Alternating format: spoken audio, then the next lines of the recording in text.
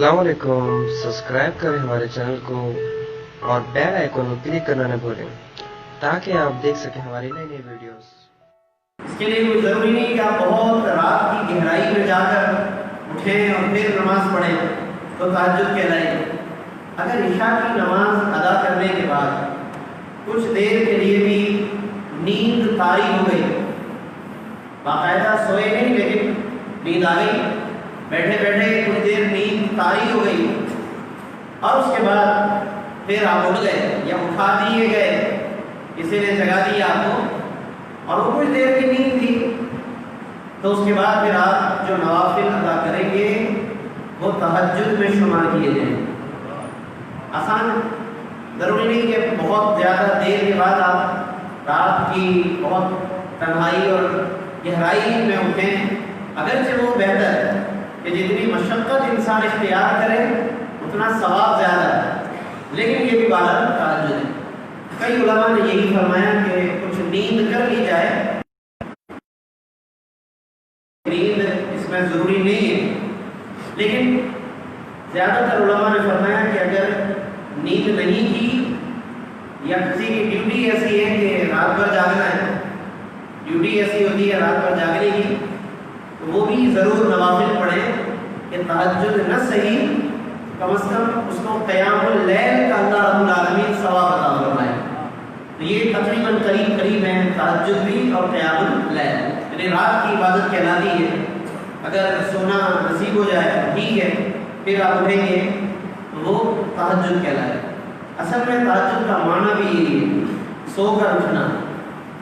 अगर आप गौर करें तो लफ्ज़ तहज्जुद का अरबी में माना भी यही है, सोकर उठना, तर्कुल वजूद, नींद को तर्क करना, मतलब इख्तियार की वे तर्क कर दी तो वो तहज्जुद है।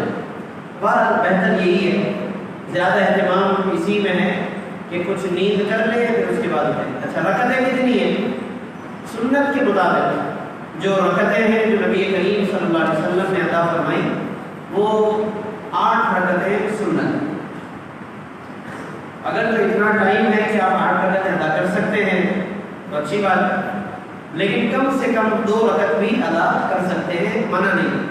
मसलन आप उठे और अब इतना ही टाइम बचा है फजर का वक्त होने में कि 2 ही रकत पढ़ सकते हैं, 2 रकत भी तहज्जुद पढ़ सकते हैं, कोई मना नहीं। या आप उठे और ज़्यादा टाइम है मगर नींद ज़्यादा वाले कि सिर्फ 2 ही रकत पढ़ने का दिल चाह रहा है, उसके बाद फिर हिम्मत नहीं है तो 2 पढ़ लीजिए, तब भी कोई हरज की बात नहीं।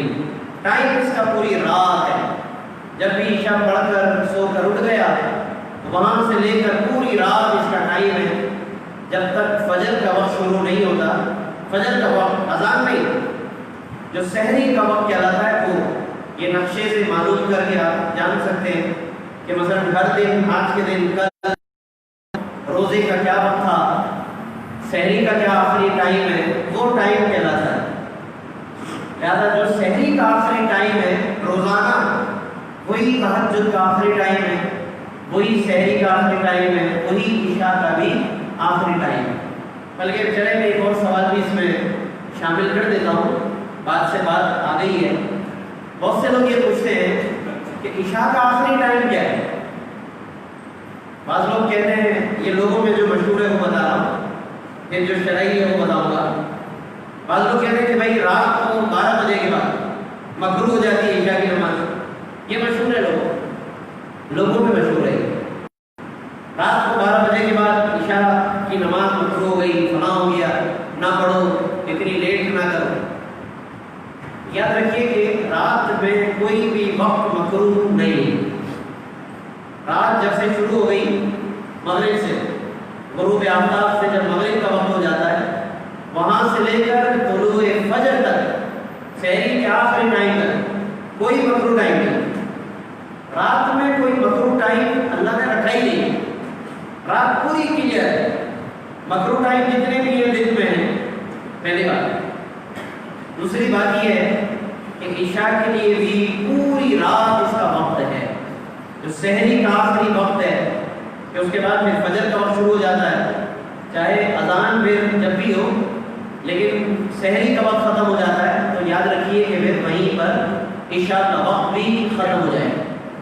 ہاں یہ جو کہا کہ اتنی تاخیر نہ کرے عشاء میں، تو وہ ٹھیک ہے کہ اتنی تاخیر بھی نہیں کرنی چاہیے کہ پھر طبیعت پر بوجھ بنے، نیند غالب ہے اور نہیں معلوم کہ عشاء پڑھی کیسے پڑھی، اتنی دیر سے پڑھی۔ جیسے شادی بیاہ میں جب یہ لاک ڈاؤن سے پہلے شادی ہالس کا جو ٹائم تھا، لوگ رات کو 1-2 بجے واپسی ہو رہی ہے، اب آ کر عشاء پڑھ رہے ہیں، ظاہر ہے کہ دن بھر کام کاج کیا، پھر شادی اٹینڈ کی، پھر رات آ کر عشاء پڑھ رہے ہیں، کیا طبیعت میں فریشنس ہوگا اور کیا نماز میں لطف ہوگا؟ اگر آپ کو معلوم ہے پہلے سے کہ دعوت میں جانا ہے، آپ پہلے سے عشاء پڑھ لیں، پہلے سے عشاء تسلی سے پڑھ کر پھر دعوت میں جائیں، اور اس میں بھی کوشش کریں کہ اتنے پہلے لوٹ آئیں کہ فجر کی نماز ضائع نہ ہو، کیونکہ علماء نے لکھا کہ اتنا جاگنا کہ جس سے فجر کی نماز ضائع ہونے کا اندیشہ ہو، یہ بھی جائز نہیں ہے۔ لوگ سمجھتے ہیں کہ میرا اپنا اختیار ہے، میری مرضی ہے، رات کو میں جتنی دیر تک جاگتا رہوں میری مرضی ہے، تو یہ مرضی اپنی جگہ ہے، لیکن شریعت کا چونکہ آگے حق وابستہ ہے، فجر کی نماز شریعت میں رکھی ہوئی ہے، تو آپ یہ نہیں کہہ سکتے کہ میری مرضی ہے۔ لوگ ماں باپ کو تو یہ کہہ کر چپ کرا دیتے ہیں کہ بھائی میری مرضی، میں جاگ رہا ہوں، موبائل میں لگے رہتے ہیں یا اور دنیاوی باتوں میں لگے رہتے ہیں، شادیوں میں، ولیموں میں۔ اسی طرح جو لوگ محفل بھی بہت لیٹ تک کرتے ہیں، تو میں اکثر محفل میں انہیں بھی کہتا ہوں یا تو چلیں مسجد میں یا اور دیگر مقامات پر شب بیداری ہے، وہ ایک الگ ہے کہ وہ تو فجر تک کنٹینیو ہے، فجر تک ہے کہ پھر فجر کا بھی اہتمام ہے، سحری کا بھی اہتمام ہے یا نہیں بھی ہے، لیکن فجر متصل ہے کہ پوری رات شب بیداری کا اہتمام ہے، وہ ایک الگ بات ہے۔ لیکن آپ نے ایسے درمیان میں چھوڑ دیا لوگوں کو، 2-2:30 بجے لٹکا دیا بیچ میں کہ نہ وہ ادھر کے رہے نہ ادھر کے رہے۔ اگر تو آپ لیٹ کر رہے ہیں تو پوری شب بیداری کا اہتمام کرو کہ پھر فجر تک لے کر جاؤ، اور اس میں بھی پھر ساؤنڈ اتنا رکھو کہ پورے محلے کو تکلیف نہ ہو، پوری رات بھر پھر ساؤنڈ پر بھی احتیاط کرنی چاہیے۔ پر وہ ایک الگ ٹاپک ہے، میں نے ضمن باتیں عرض کی ہیں۔ عشاء کی نماز کے لیے پوری رات ہے، لیکن ہم خود احتیاط کریں، اتنی تاخیر نہ کریں کہ پھر خواتین ہوں یا مرد حضرات ہوں کہ جنہیں بہت مشکل ہو جائے اور پتہ چلا کہ پھر کمی بیشی کر کے کسی طرح نماز پڑھ لی، تو وہ مناسب نہیں۔ اچھا، ایک سوال ایک اور بھی ہے، آج کل بہت زیادہ پوچھا جا رہا ہے، خصوصاً پچھلے 10 دن پہلے تک، 15 دن پہلے تک بارش زیادہ ہوئی تو قبریں کھل گئی، قبرستانوں میں بہت عجیب صورتحال ہو گئی، اور بہت سے لوگوں نے تو جا کر پلٹ کر اپنے مرحومین کے قبروں کے حالات کو دیکھا بھی نہیں۔ یہ آپ سب بخوبی واقف ہیں، جنہوں نے جا کر دیکھ لیا، صورتحال کا جائزہ لے لیا اور صورتحال دیکھ کر کے علماء سے رہنمائی لے لی، وہ تو چلے ٹھیک ہے، لیکن ایک بڑی تعداد ہے لوگوں کی کہ جنہوں نے پلٹ کر قبرستان جا کر، یعنی جب بارشیں تھم گئی، نارمل روٹین پر آ گئے، تب بھی جا کر نہیں دیکھا کہ قبروں کی کیا حالت ہے۔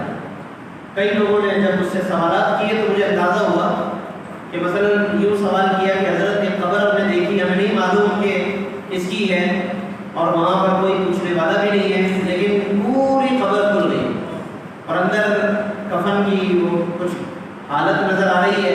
اب ہم اس میں کیا کریں، کچھ چیزیں قبر اندر گر گئی ہے، کچھ نظر بھی آ رہا ہے، بے حرمتی ہو رہی ہے، اور جو اس کے ورثاء ہیں انہوں نے پلٹ کر پوچھا بھی نہیں۔ ایسے بھی بہت سے معاملات ہیں۔ اس پر کسی نے بہت اچھی بات لکھی سوشل میڈیا پر، قبروں کی حالت کی تصویر لگا کر کہ یہ ان کے پاس جا کر ان قبروں کی حالت کو درست کرو اور ان کے پاس جا کر فاتحہ پڑھو کہ یہ وہ لوگ ہیں کہ جب یہ زندہ تھے اور تیز بارش ہوتی تھی تو تمہاری فکر کرتے تھے، تیز بارش ہوتی تھی تو تمہیں پوچھتے تھے کہ بیٹا تم کہاں ہو، بیٹا گھر پہنچے نہیں۔ اور آج ماں باپ کو اولاد پلٹ کر قبر کے حوالے سے پوچھنے اور جانے کے لیے بھی تیار نہیں. یہ بات چونکا دینے والی ہے، یقیناً سوچنے والی ہے. پر شرعی مسئلے کے اعتبار سے سوال یہ کیا کہ بہت سی خبریں کھل گئی تو کیا کریں. دیکھیں، سب سے پہلی بات تو یہ ہے کہ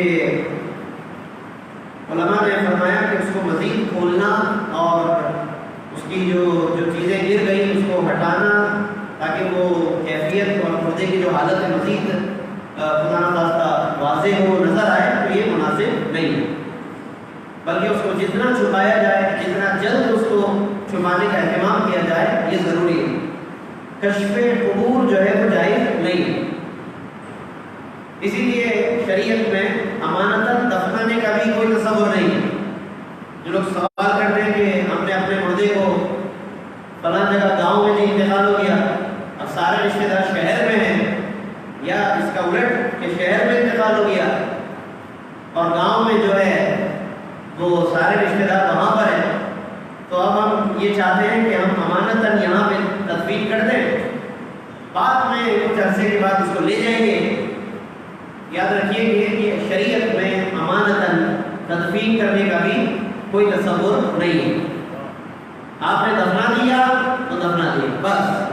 اب اس کے بعد اس طرح نکالنا، لے جانا، یہ شرط جائز نہیں ہے، سوائے اس کے کہ وہ جگہ کسی اور کی ملکیت تھی اور مالک راضی نہیں ہے. وہ کہتا ہے کہ نہیں، میری جگہ خالی کرو، میری جگہ ہی، تو یہ ایک الگ بات ہے. لیکن آپ نے عام جو قبرستان ہیں، وقف کی زمینیں سب کے لیے ہیں، وہاں تدفین ہو گئی، کسی کی ذاتی ملکیت نہیں ہے، تو پھر اس کو نکال نہیں سکتے. مالک کی اگر کوئی ذاتی اس کا مالک ہے اس جگہ کا، وہ راضی، پہلے تو اس کو بھی راضی کرنے کی کوشش کرنی چاہیے. اگر وہ راضی نہیں ہے تو پھر ایک الگ بات ہے. ابھی جو رمضان کے آخری دنوں میں طیارہ حادثہ ہوا، لاشوں کی شناخت کا معاملہ انتہائی تکلیف دہ تھا، اور اس میں بہت سی گورنمنٹ کی بھی غفلتیں سامنے آئیں، اور کسی کا وہ مرحوم جو ہے کسی کے حوالے کر دیا، کسی کا کسی کو نمٹا دیا تاکہ وہ پریشر کم بنے اور میڈیا تک بات نہ جائے، اور جلدی لاشیں حوالے کرنے کا معاملہ ہوا. اس میں پھر بعد میں پہلے مثلا کسی کو کسی کا مردہ دے دیا، اب ایک ڈی این اے آنا باقی تھا، تو وہ بعد میں ڈی این اے آیا تو پتہ چلا کہ وہ مردہ جو ہمیں دیا گیا تھا، جس پر گھر والوں نے تسلی کا سانس لیا، نماز جنازہ پڑھ لی، سویت بھی ہو گیا، تدفین بھی ہو گئی، قبر بھی بن گئی، سب ہو گیا، اس کے نام سے تختی بھی لگ گئی. اب جب ڈی این اے آیا پتہ چلا کہ اب اصل آئیڈینٹیفائی اب ہوا، آپ کا جو مرحوم ہے اب پتہ چلا کہ وہ فلاں ہے اور آپ کر لے جاؤ. اب جی ان رسا کو ٹیلی فون آیا کہ آ کر اپنا مرحوم لے جاؤ. انہوں نے کہا بھائی ہم تو دفنا چکے، ہم تو ساری فاتحہ کر چکے، نماز جنازہ ہو گئی، رشتہ داروں میں اطلاع کر کے ساری تقریب ہو گئی، سب ہو گیا. نہیں، اب تو ڈی این اے کی رپورٹ آ گئی ہے، وہ پہلے ذرا مسٹیک ہو گئی. بڑے آرام سے کہہ رہے ہیں آپ کہ مسٹیک ہو گئی ہم سے. اتنے بڑے معاملے کو اتنے عامیانہ انداز سے ڈیل کر رہے ہیں جیسے کوئی بات ہی نہیں ہے. کہہ رہے ہیں کہ غلطی ہو گئی، اب اپنے مرحوم کو آگے لے جاؤ.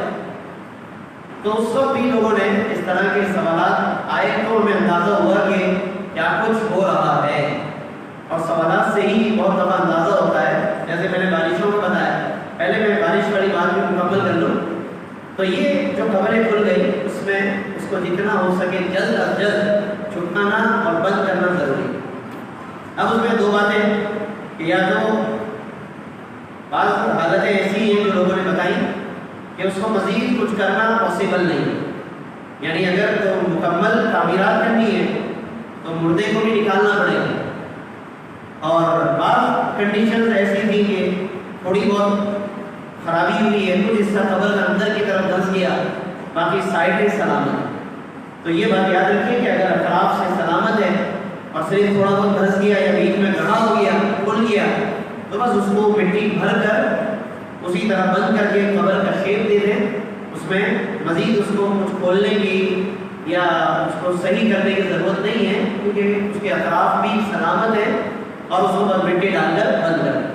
لیکن اگر اس قدر برا حال ہے کہ اطراف بھی سلامت نہیں، پوری زمین کے اندر وہ ڈھہ گئی ہے، تو اس کے اندر ابھی بھی یعنی یہ ہے کہ اگر اس مردے کو نہ نکالنا پڑے اور سائڈوں سے بس مشورہ کر کے تعمیرات اٹھا کر، نئی تعمیرات سائڈوں سے اٹھا کر اس کو باقی جو گر گیا اسی طرح رہنے دیں اور نئی تعمیرات اٹھا کر پھر اس کو خبر کا شیپ دے دیں تو یہ زیادہ بہتر ہے.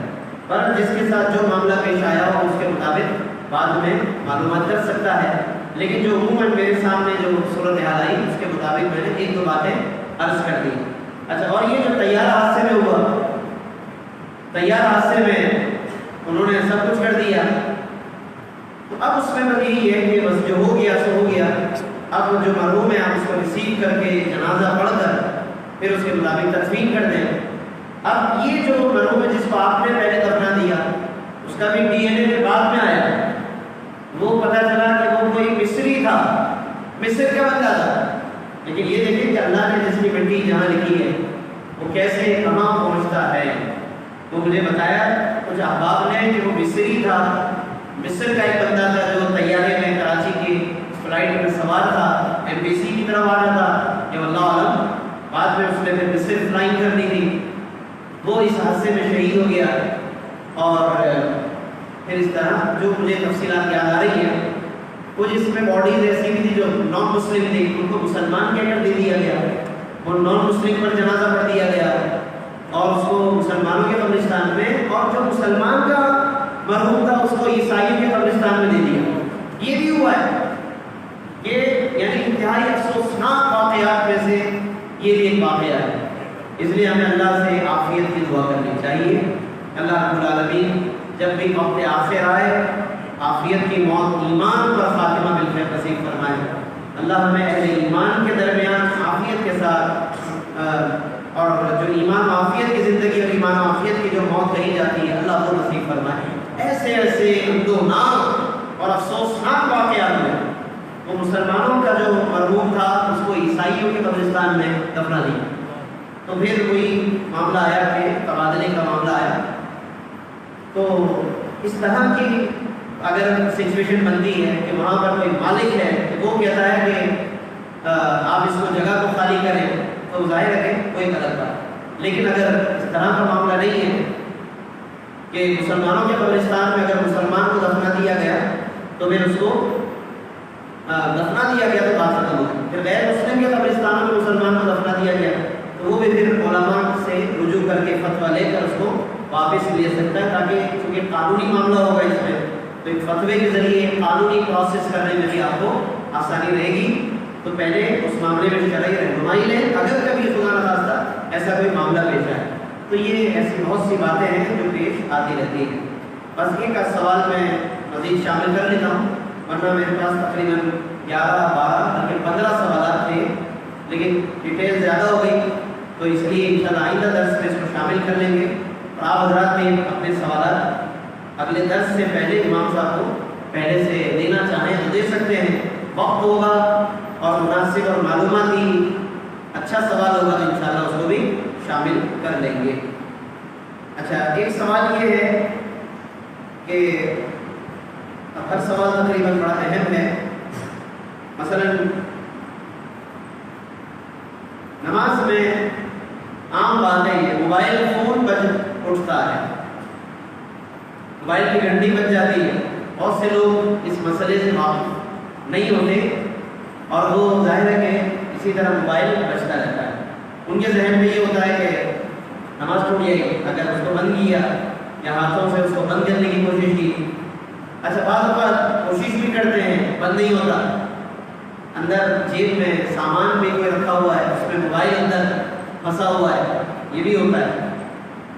تو سب سے پہلی کوشش تو یہی ہونی چاہیے کہ ہم اس طرح نماز سے پہلے وضو ہم یاد رکھتے ہیں کہ وضو کرنا ہے، اس کو بھی ہم اپنے ان لازمی چیزوں میں شامل کر لیں، ذہن بنا لیں کہ اس کو بھی ہم نے لازمی طور پر میوٹ کرنا ہے، سائلنٹ کرنا ہے، آف کرنا ہے یا کچھ بھی کرنا ہے. مسجدوں میں لکھا بھی ہوتا ہے جگہ جگہ دروازوں پر بھی، پھر بھی باہر بھول جاتے ہیں. تو پہلی کوشش تو یہی ہونی چاہیے. اب دوسری بات یہ بھی ہے کہ ظاہر ہے کہ موبائل اب ایک کوئی نئی چیز نہیں ہے کہ ہم بھول جائیں. بند کرنا. اتنا عرصہ ہو گیا، برس ہا برس گزر گئے، اب تو ہماری دوستی ہو گئی ہے باقاعدہ موبائل فون کے ساتھ. اب میں سمجھتا ہوں کہ بھولنا نہیں چاہیے. ٹھیک ہے انسان ہے بھول جاتے ہیں، لیکن اتنا عرصہ ہو گیا ہے، اب ایک بہت طویل عرصہ گزر گیا موبائل فون کے ساتھ. تقریباً 20 سال کا عرصہ ہونے کو آ رہا ہے. 2001 یا 2000 سے تقریباً موبائل کا رواج ہے، یا ہو سکتا ہے اس سے بھی کچھ پہلے سے. مجھے جو یاد آ رہا ہے 2000 سن 2020 چل رہا ہے. 20 سال کا عرصہ ہو رہا ہے موبائل فون کو دنیا میں آئے ہوئے، یا اس سے بھی زیادہ. اور پھر ترقی کرتے کرتے کتنا اس کی جدت آ گئی ہے. بہرحال پہلی کوشش تو یہ ہونی چاہیے. اور بالکل بھول گئے تو نماز کے دوران ایک ہاتھ کے عمل سے، جس کو عمل قلیل کہتے ہیں، اس کو ایک ہاتھ کے عمل سے آپ اس کو بند کریں، کوئی اس میں حرج نہیں ہے. پہلی کوشش تو یہ ہو کہ ایک ہاتھ کے عمل سے اور جیب کے اوپر سے، تاکہ جیب میں ہاتھ ڈالنا نہ پڑے، تو اوپر سے اس کو کوئی نہ کوئی بٹن اس کا پریس کر کے اس کو بند کریں. اور اگر مجبوری میں تھوڑا سا کچھ ہاتھ کا کچھ حصہ جیب میں ڈالنا پڑ جائے تاکہ وہ اندر ہی اندر بند ہو جائے، تو مجبوراً پھر اس کی طرف بھی جا سکتے ہیں. لیکن بعض لوگ یہ پوچھتے ہیں کہ آپ نکال کر تو بند کر کے پھر رکھیں، یہ صحیح نہیں ہے، کیونکہ یہ پھر عمل کثیر کے زمرے میں آ سکتا ہے. عمل کثیر وہ ہوتا ہے، عمل کثیر کا مطلب یہ ہے کہ جس کو دیکھنے والا یہ سمجھے، دور سے دیکھنے والا، کہ یہ بندہ نماز میں نہیں ہے. تو اب آپ باقاعدہ نکالیں گے رکھیں گے تو لوگ، کوئی دیکھنے والا یہی گمان کرے گا کہ یہ بندہ ابھی نماز میں نہیں ہے، تو یہ عمل کثیر کہلاتا ہے. تو اس لیے اس سے جو ہمیں بچنے کی جتنی ہو سکے کوشش کریں. اچھا پھر بھی اگر کسی طرح بھی ممکن نہیں ہے، ایک ہاتھ سے بھی نہیں ہو رہا اور جیب سے باہر نکالے بغیر پاسبل نہیں ہے، اور اس کا بچنے کا جو انداز ہے وہ بھی ایسا ہے کہ بہت زیادہ ڈسٹرب کر رہا ہے. بعض آواز، موبائل کی آواز مدھم سی ہوتی ہے، لوگوں کو زیادہ پریشان کرنے والی نہیں ہے. بعض لوگوں کے موبائل کی بیل اتنی زیادہ تیز بج رہی ہے، بہت زیادہ گونج پیدا ہوتی ہے، اور خدا نہ خاصا اگر گانا کوئی لگا ہوا یا کوئی گانے کی طرز پر ایسے ٹیون ہے کہ دماغ جو ہے ذہن فوراً اسی طرف چلا جائے، یا آواز اس کی اتنی تیز ہے کہ سارے لوگ متاثر ہو رہے ہیں، تو پھر اور موبائل بھی اوپر سے بند نہیں ہو رہا، پھر اس آدمی کو چاہیے کہ نماز توڑ کر موبائل نکال کر بند کر کے پھر اس کو رکھ کر پھر دوبارہ نماز میں وہ شامل ہو جائے. پھر وہاں سے وہ سمجھے کہ اب میں نماز میں شامل ہوا ہوں. جیسے دیر سے آتے ہیں تو بعد میں رکعتیں پڑھتے ہیں، اس طرح پھر امام سلام پھیرے گا، آپ اپنی رکعتیں ادا کر لیں گے. تو یہ مجبوری کی وجہ سے، لیکن بہرحال کچھ نہ کچھ کرنا چاہیے. ایسا نہیں کہ ہم اس کو ایسے ہی چھوڑ دیں اور وہ نمازیں ڈسٹرب ہوتی رہیں، تو یہ مناسب نہیں. بہرحال اور بھی بہت سے سوالات ہیں، انشاءاللہ پھر اگلے درس میں اس کو شامل کریں گے. مثلا نماز جنازہ کے حوالے سے کچھ سوالات ہیں، کچھ ایصال ثواب کے حوالے سے ہیں، کچھ پردے کے حوالے سے بھی ہیں، کچھ نماز میں رکعت پانے کے لیے لوگ آتے ہیں، بعضوں کا رکعت ملتی ہے نہیں ملتی، اس میں غلطی کرتے ہیں، اس کے حوالے سے ہیں، لباس کے حوالے سے ہیں، اور عدت کے حوالے سے بھی ہیں. تو یہ بات الگ الگ ڈفرینٹ ٹاپکس ہیں یہ. تو انشاءاللہ اگلے درس میں ان میں سے کچھ سوالات شامل کریں گے. اللہ تبارک و تعالیٰ اس درس کو کہ جس میں قرآن و سنت بھی ہے اور آپ کے جو سوالات ہیں ان کے جوابات بھی ہیں، اس سلسلے کو اللہ تبارک و تعالیٰ اپنی بارگاہ میں قبول و منظور فرمائیں، اور ہم سب کو ان تمام مسائل شرع کو یاد رکھنے، اور اس میں ہمیں خود بھی دلچسپی لینے کی اور زیادہ سے زیادہ دین کا علم حاصل کرنے کی اور اس کی باریکیوں کو سمجھنے کی اللہ تبارک و تعالیٰ توفیق عطا فرمائے. آمین. وآخر دعوانا الحمدللہ.